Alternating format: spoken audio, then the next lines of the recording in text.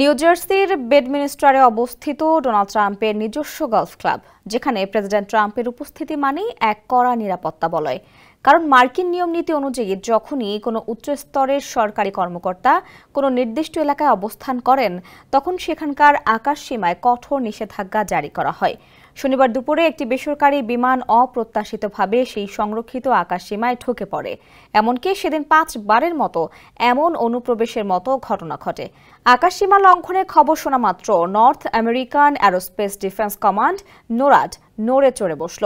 মুহূর্তের মধ্যেই একটি F-16 যুদ্ধবিমান বিদ্যুতের গতিতে উত্তরের দিকে ছুটে যায়। যুদ্ধবিমানটি হেডবাট ম্যানুভার নামে এক বিশেষ কৌশল ব্যবহার করে সতর্ক করে দেয় পাইলটকে। এরপর বিমানটিকে নিরাপদে নিষিদ্ধ এলাকাটির বাইরে নিয়ে যাওয়া হয়। স্যান্ডেলিনা সো, রূপচর্চায় আভিজাত্য। হোয়াইট হাউস যদিও এই ঘটনা নিয়ে কোনো মন্তব্য করেনি। নোরাড সম্প্রতি আকাশে অননুমোদিত অনুপ্রবেশের ঘটনা বেড়ে যাওয়ায় গভীর উদ্বেগ প্রকাশ করেছে।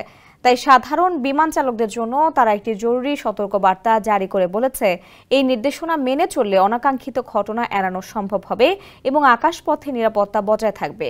বার্তা সংস্থা রয়টার্সের এক প্রতিবেদনে বিষয়টি তুলে ধরা হয়েছে।